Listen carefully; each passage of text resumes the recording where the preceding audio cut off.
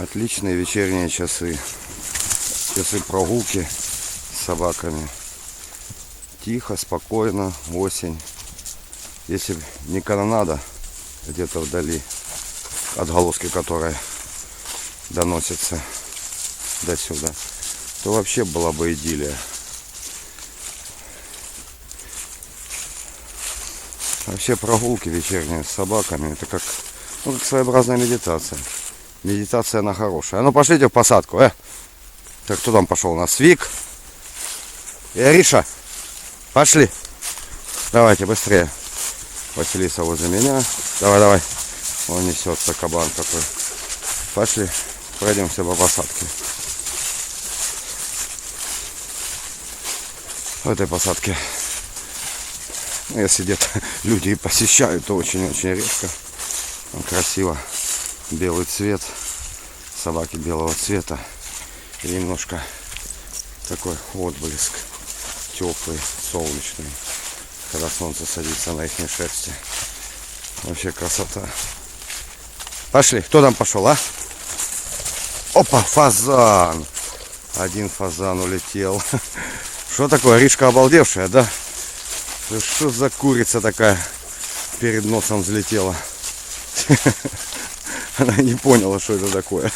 Давай. Толстолобик, проходим.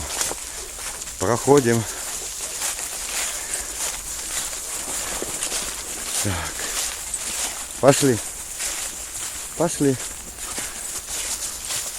Ну так интересно походить здесь.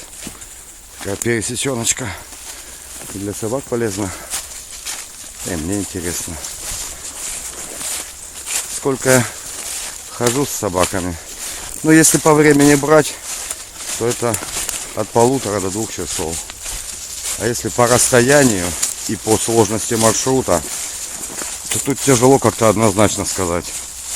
Я никогда на это не ориентировался.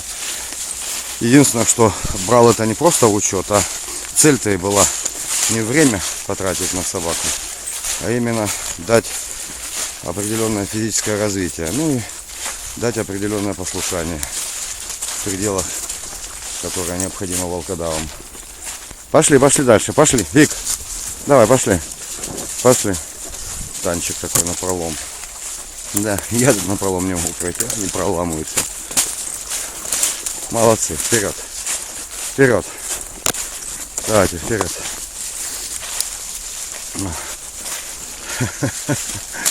Пошли одна за другой. Вот им классно.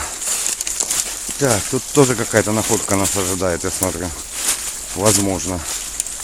А может и нет. Ну, посмотрим, что впереди. Опа, елки-палки. Без троп, конечно, сложновато идти. А ну давайте сюда.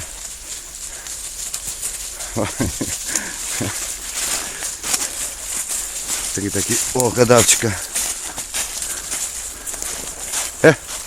Ришка, иди сюда. Куда пошла? Куда пошли? А ну пошли. Пошли в другую сторону. Пошли. Вик, Ариша. Вик, догоняй Аришу с Василисой. Пошли. Отлично.